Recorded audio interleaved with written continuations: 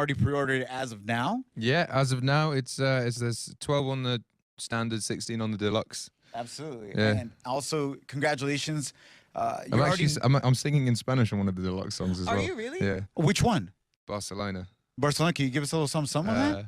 Las Ramblas, I'll meet you, we'll dance around La Sagrada Familia, drinking sangria, mi niña, te amo Macarena.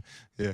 Oh my gosh! Wait, do you speak Spanish at all? No, I love Barcelona. I love it. So I wrote a song a love song for Barcelona, and then yeah, I mean it doesn't make a lot of sense. It's basically just like the Spanish words I know put together. But I thought I'd get You're basically with a girl drinking sangria, yeah. and then you throw out familia. Mi niña te amo Macarena. Mi niña te amo, I love you, my girl. Yeah, my girl. And then la Macarena, Macarena, ow. It's Macarena, which Ah, I okay, think cool. is like little baby.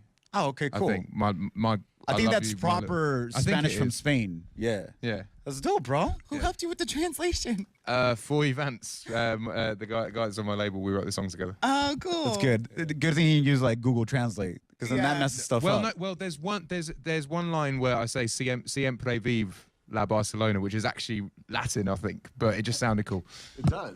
That is what, Live Long Barcelona or something like that? Yeah, long siempre vive. live Barcelona. There we Nice, go. Nina. I love it. I understand a little Speaking bit. of different things with your music, right before we kicked off the interview, I was telling you how Shape of You, I love it because you're a huge hip hop head. And so I almost hear that, and the way it flows, if you just take like the actual writing of the song, the lyrics, you could totally make it into like a hip hop record or get a rapper on it. And you said there's maybe something going on with Shape of You, potentially a huge rapper getting on that. Well, I've sent out some emails, and I don't know. I'm not going to say anything because like sometimes this doesn't come to fruition. But yeah, hopefully someone replies to one of the emails. Can we mention one of them? Well, I know Diplo's doing a remix of it. Diplo's doing a Major Lazer remix, so that's one thing I can mention. Yeah. That's awesome, man. Well, congrats on that, bro. We do want to celebrate. We have a gift for you for Hey. hitting #1 on digital platforms like iTunes already, Hey. bro. So we got this basket. Ed Sheeran's opening it up right now. And please describe what it is. It's cats and pizza. Hell yeah. Hell yeah. It's a cup with cats on it and a T-shirt. Because we know Ed loves cats. Oh, mate, that actually looks like my cat. That actually looks like that's the way my cat looks at me. Your shirt says, dude, you're freaking, You're dude, freaking me out. you're freaking me out. Because we know you're a huge cat lover, Ed. I'm gonna take this home. My cat actually does look like that. You have to. It's for you to take home. Amazing. Thank you so much. Nah, you're welcome, bro. We appreciate you give us Cats music. and pizza is the two things I couldn't live without. Cats and pizza. You know, it's interesting that you say that, and I have to ask you this because we were talking about this on the air about guys that love cats, and the whole theory is that men that love cats are more selfish and are a little bit more difficult to date. Do you find that your cat has ever gotten away for you? I don't know if that's necessarily true. I think men that love cats are a bit more soft, I guess, a bit more sensitive. Okay. Because you like a nice cuddly cat, and you'll sit with the cat. And like my cats aren't that selfish. My cats are like proper, like they sleep on my chest and my thighs to keep warm, and they really love me and they follow me about the house. Like You taught them right. Love daddy. Yeah, no, because I got them from really, really young. So they basically think that you're their mother because they smell you and then they come and be comfort. So like my cats aren't the usual selfish cats. No, I love that. I date cat guys all the time, but that was a theory. But the cat guys you date always a bit selfish. Yeah, well. Yeah. You know, they're like the other cats that just come over to you when they're hungry, they want to eat, and then they leave and forget about you. Yeah. That's what goes down. So we're cleaning her dating roster. Nina's dating roster is 2017. No more Netflix and chill. Not with No, cat dudes. not with those guys. She's gonna try out dog dudes this time. Dog dudes. See if it makes a difference. Yeah, I mean, like, I just think it's the type of guy though, isn't it? Because a guy could have cats and dogs and still be an ass. There you go. That's true. Absolutely. Thank you for Birds, clearing that whatever. up. I like how Ed Sheeran was like mad representing and defending cat dudes. That was dope right there, right? It's like Well, you should be a gang. Most of the cat dudes I know date dudes. So like I don't know. I get if you date a dude, you're selfish. Do you both get selfish? Maybe. Interesting. I bet you. I'm assuming there are times. Yeah. Yeah. We got to write a song about that. I'd say your arguments wouldn't last that long though. That's true, No the one would hold a argument. grudge because you could actually have a fight as well, couldn't you? And you move on, Yeah. right? You were away. I'm glad we got got into that that. deep into Really cat got into stuff, it. man. You were away for about a year, man, and that's awesome because I think most celebrities, when they're peaking the way you have been peaking your career, they're like, no, don't take a break, go harder, take advantage of this wave. You're on top, you know, get all the juice out of it, if you will. Why did you decide to go otherwise and say, you know what? No, I actually want to take a break. Well, because I want a 30-year career, not a 5-year career. I don't want to do it all up. You know, we could have done stadiums a lot early on. We could have done arenas a lot earlier on. We could have released 5 albums in 5 years. But it's a marathon, not a sprint. And I remember being around a lot of my contemporaries that were doing so much better than me, and my manager being like, just slow down, just slow down, just slow down. And now I'm still here 6 years on, and they're not. And I think you like the whole music industry, you just need to just pace yourself. Just take time to make great albums. You don't have to stick out music all the time to stay relevant. You'll stay relevant by making great records, and to make great records, you have to spend a lot of time to do them. And while you were gone and all the experiences you had, I mean, do you feel like this time you have more to say? You know, like when you're gone and you come back, there's just so much you're excited to share. Actually, do you know what's exciting for me, actually, is interviews. There's so much to talk about that it doesn't get monotonous. Like the first album, it was literally like the same 3 questions over and over again. Second album was like 5 questions over and over again. But there's so much that's happened that every interview I do is not mundane. No one's repeating questions, basically. That's good. Speaking about that year that you took off, earlier we were talking about the fact that you just ordered some steak and eggs with like extra ketchup because you love ketchup. You even have a ketchup tattoo. Woof. Right? And producer Kristen, she doesn't like ketchup too much, but she was like, oh, but I love Ed Sheeran anyway. Tell me about this. This year you had off. Yeah. What new tattoos did you get? Because you know you got some. I actually got a tattoo of the Sagrada Familia, the big cathedral in Barcelona. I got a tattoo of that. What else? I got a tattoo of Blinky the three-eyed fish from The Simpsons. Oh, that's epic. Also Ducky from Land Before Time. Do you remember Land Before Time? You're the one that goes, yep, yep, yep. That movie made me cry so hard. What are you doing with these tattoos? That's amazing. Why not? They make me happy. I love it. Everyone keeps saying to me, oh, but what about when you were an old man? Like, does your grandfather take his shirt off all the time? Who's going to see my tattoos other than me? And I like them. Mine did, but, you know. I don't know about you, Ed Sheeran, but yeah, when I'm at home, I like to just chill in like my boxers. Yeah, so do I. But when I'm like an old man, I'm not going to be like subjecting it on my grandkids, being like, you're not going to be in Madrid or Barcelona chilling with your shirt off, party. No, I probably will be. But I'll try and stay in some sort of shape. But I really want a dad bod when I'm older, though. You know, like a proper beer dad bod. You have to enjoy it, and then you have great stories, and then maybe they'll take new shapes, right? I reckon so. Yeah, I reckon so. But women, I find women actually like chunkier men. Women don't really like skinny dudes. Well, we don't want to feel like we're going to break you. No. That's what it is. So a dad bod is actually, guys out there, we don't need to go to the gym. Absolutely. Not that I do.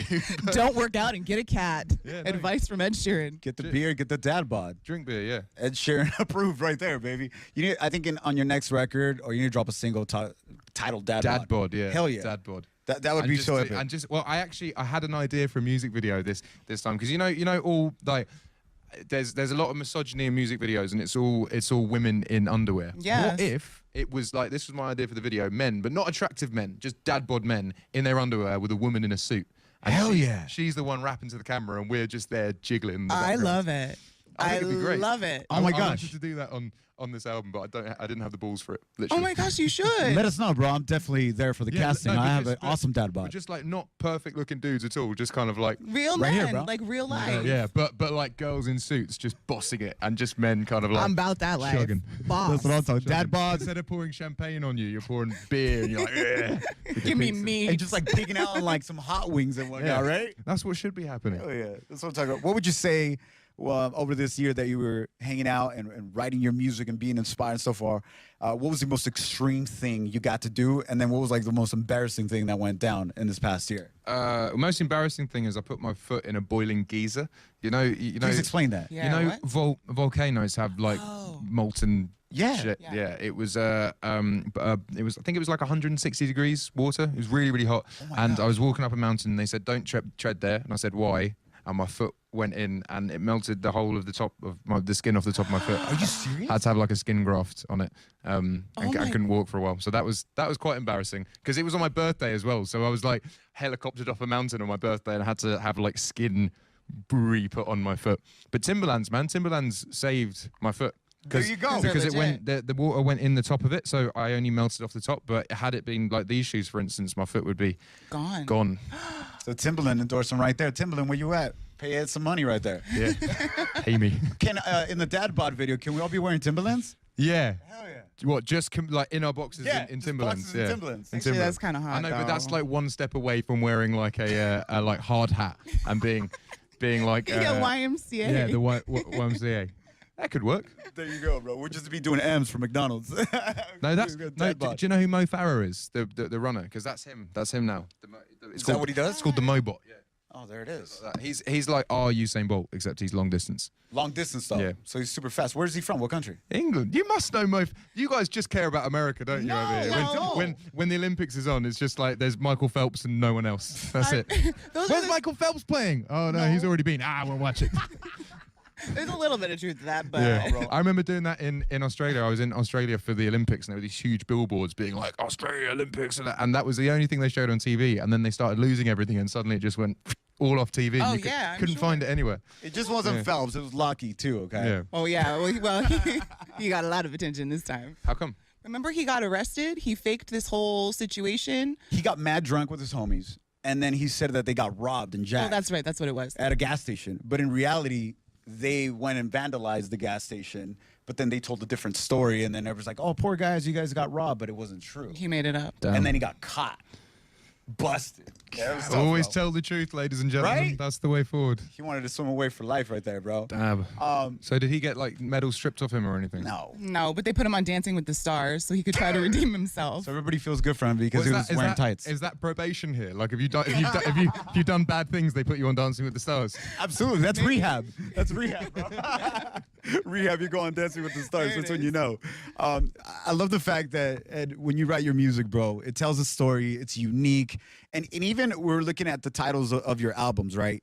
There's like some math going on. You kicked off with Plus, then Multiply, then Divide. And you even went with Orange, Green, Blue. Yeah.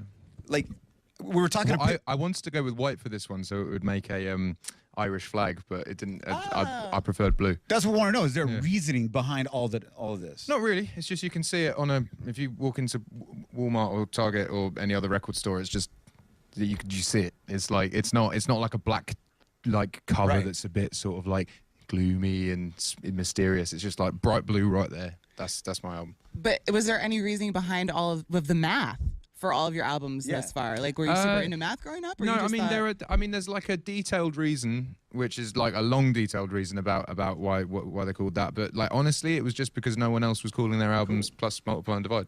That's dope. So is Subtraction simple. next?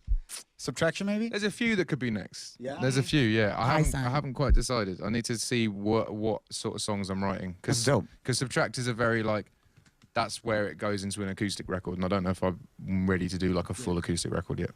You also put out a list of your track list for your album, which was dropping March 3rd. But you can pre-order now, and you get a Spanish record in there. I know it. Well, I speak Spanish on it. It's not a Spanish record. Okay, it's a little Spanglish, a little bilingual action. Stick Daddy Yankee on it. That's next, right? Yeah, no, I'd love to. J That'd be Balvin? amazing. That'd be Super great. dope, right? Be great. Where Maybe did- I'll get a Latin Grammy one day. Maybe. I think you will. Never know. That would be incredible. That'll be fun. J Balvin, Daddy Yankee, you guys are listening. Nicky Jam, Put me on. let's do it. I want to ask you this, bro. Where were you when you wrote Supermarket Flowers? That was just the day my gran passed away. So I was at my home, my treehouse studio, and the news came through, and yeah, it's just a knee-jerk reaction. Instead of like, you can be really upset and dwell on something, or you can put all the good memories in one song. I just wanted to make a sort of a tribute to my gran. Aw. And since we haven't been previewed to that record, what do you say about your grandpa that passed away? And we're sorry to hear that. That's all right. It's just it's all the kind of mundane things that you do when someone passes away and you're cleaning out. So the first line is, I took the supermarket flowers from the windowsill. It's like the kind of cheap flowers you get from a corner store and people bring around. So it's very much the whole song is about those tiny little moments where you're taking flowers off a windowsill, you're pouring tea down the drain, fluffing up the bed and remaking it, like all those small things when someone passes away that you find yourself doing to take your mind off it. Yeah. Absolutely. What do you think your grandpa left It's in my you? grandmother. Sorry. Oh, grandma. Sorry, What do you think grandma. your grandma left in you, bro, that you will take on and pass it on forever? Well, she was Even- the musical one in my family. So me and my brother have both got our music from her. So hopefully I'll pass that on to my kids. That's beautiful, man. I think you're definitely doing her proud, man. Yeah. And living on Hope her so. legacy. Speaking about grandparents and parents, so on and so forth, super successful, independent man right here. But like, there's still got to be something that your parents still reprimand you about. Like, you still get in trouble. You'll get texts, you'll get calls like, Yeah, Ed. what was the last thing I got? I always get emails from my dad telling me off about things. I sometimes have to reprimand them though, because they're like sometimes like we'll go out to like industry. Like we were at the English equivalent of the Grammys at the Warner after party, and my dad just lit up a cigarette in like we're here and it's illegal to smoke inside, right? He like lights up a cigarette and someone's like, "Sir, you can't smoke in here," and he turned around and said, "I am Mr. Warner," and then just carried on. And yeah, and everyone just left him. They were like, "Oh yeah, no, he